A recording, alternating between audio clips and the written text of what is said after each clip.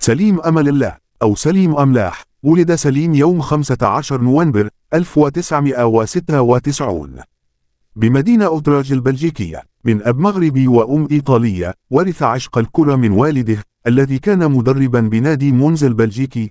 تدرب تحت إشراف والده حتى بلوغ سن 11 عاما قبل أن تراه عيون مراقبي العملاق البلجيكي نادي أندرلخت ويضم إليه عام 2008.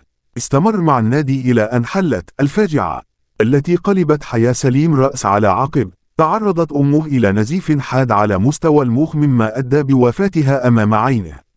فترة صعبة لم يجد الفتى المراهق سوى حضن العائلة، خاصة من والده الذي أمره بترك الكرة مؤقتا والتركيز على الدراسة. عبر سليم أملاح الحاجز النفسي الصعب الذي سيطر عليه بعد رحيل أمه بتلك الطريقة، واضعا بذلك هدفا في حياته أن يصبح لاعب كرة قدم ناجح. عاد سليم صيف 2012 من حيث انطلق بنادي مونز، وواصل تكوينه هناك إلى نهاية موسم 2014 و2015. بعدها تحصل على أول عقد احترافي في مشواره مع نادي موسكرون شهر يونيو 2015 بتوصية من مدرب ناديه الأول الذي التحق بالطاقم التقني لفريق موسكرون، ولم ينجح في إبراز موهبته الكروية في ناديه الجديد. كان بعدها رحيل صوب فريق تويبز، لم يفلح أيضا إلى وجد نفسه دون نادي صيف 2017. وبعد اتصالات مكثفة نجح أملاح أخيرا في إقناع مدربه السابق في نادي موسكرون بمنحه فرصة ثانية، وفعلا قام المدرب بإخضاعه لتجارب فنية وبدنية نال على إثرها إعجاب الجميع، ما استدعى التوقيع معه بشكل رسمي. ذكرى الوالدة ظلت ملازمة لسليم، إذ اختار ارتداء رقم 21 تكريما لروحها، وذكرى ميلادها، وكان الرقم بمثابة فال خير عليه. فبعد سقوط ناديه إلى دوري الدرجة الثانية البلجيكية، وقع على عقد احترافي مع نادي ستاندرد لييغ الذي يمارس رفقته إلى اليوم.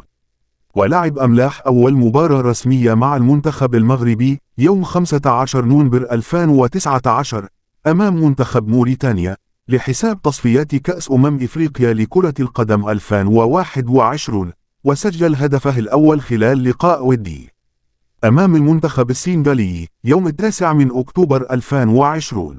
وزاد تألقه بعد استدعائه من طرف الإطار الوطني وليد الركراكي في إقصائيات كأس العالم 2022 الذي نظمته دولة قطر، وكان أملاح في المستوى المطلوب رغم إصابته. وقام اللاعب بمجهود كبير وتحمل الإصابة التي كان يشكو منها قبل المونديال. وقال الناخب الوطني وليد الركراكي بأن أملاح يعتبر من اللاعبين الذين قدموا مجهودات كبيرة رغم الإصابة، إذ نهى أسود الأطلس مشواره في كأس العالم كأفضل دفاع في مونديال قطر. وكان أسود الأطلس حطوا الرحال بالرباط عشية اليوم الثلاثاء، حيث خصص لهم سكان الرباط وصل والمدن المغربية الأخرى استقبالا حارا ودافئا. وهكذا ومنذ وصولهم إلى مطار الرباط سلا وعلى طول الطريق حرصت الجماهير الحاضرة بأعداد غفيرة على تحية اللاعبين والطاقم الفني والإشادة بشجاعتهم وقتاليتهم. خلال الاستقبال الملكي أمهات أسود الأطلس يخطفن الأنظار. تعاطف المغاربة مع ظهور لاعب المنتخب الوطني سليم أملاح خلال الاستقبال الملكي لأسود الأطلس، وآثار الدموع بادية على محياه. وظهر أملاح متأثرا لحظة تقدمه منفردا للسلام على الملك محمد السادس من أجل توشيحه بوسام من درجة ضابط بعد تألقه رفقة الأسود في مونديال قطر، في حين كان أغلب اللاعبين رفقة أمهاتهم. ورفع معلقون على مواقع التواصل دعوات بالرحمة لوالدة اللاعبين. وسام العرش درجة ضابط بقطر سيمفونية مجد كرة القدم المغربية. السيد سفيان أمرابط محترف بنادي فيورنتينا الإيطالي.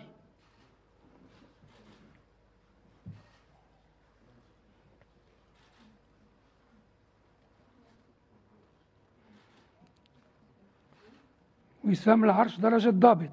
وسط الميدان سفيان مرابط وواسطة عقد المنتخب الوطني النفيس بكل عناصره المتسمة بالاحترافية العالية والتنافسية القوية، كان حاضرا بقوة في المقابلات السبع لأسود الأطلس. السيد نايف أجرد محترف من نادي ويست هام الإنجليزي خريج أكاديمية محمد السادس لكرة القدم. وسام العرش درجة ضابط. المدافع نايف أجرد هو ورفاقه من أجل الوطن. هانت الإصابات وحشدت الهمم، فرفع العلم الوطني سيد حكيم عاليا زياش تهون في سبيله محترف كل بنادي المحن. تشيلسي الإنجليزي.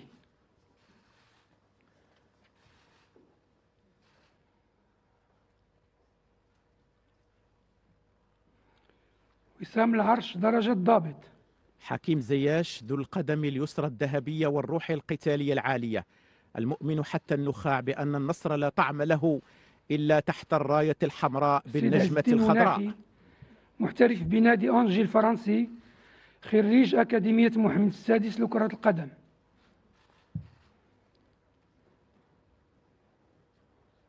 وسام العرش درجة ضابط. عز الدين ناحية الضوء الساطع في كل اتجاهات الملعب، وثمرة من ثمار أكاديمية محمد السادس لكرة القدم. سيد عبد الرزاق حمد الله، محترف بنادي اتحاد جدة السعودي.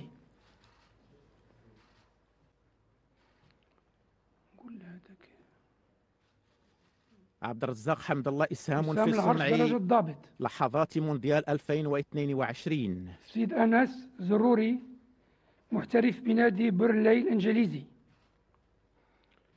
وسام العرش درجة ضابط.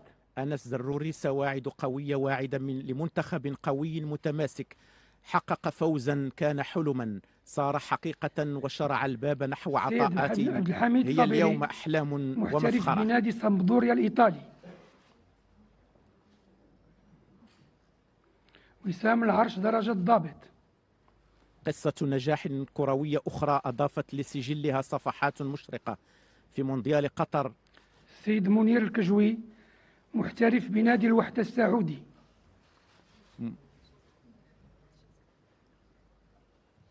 وسام العرش درجة ضابط. منير الكجوي شباك مرمى ملعب التمامة ستظل شاهدة على بلائه الحسن في مباراة المغرب ضد بلجيكا. محترف بنادي كوينز بارك رانجرز الإنجليزي. وسام العرش درجة ضابط. إلياس الشاعر نصف نهائي كأس العالم كان حلما، واللعب من أجل الوطن بخلال هو الفرصة لتقديم محترف الأفضل. بنادي تولوز الفرنسي.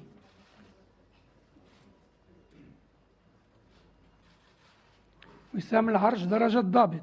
زكريا بخلال عزيمة وإرادة لمهاجم لا تفتر، وإن وصلت إلى شباك الخصم وحققت الهدف فالعود والمسير من جديد نحو الشباك هو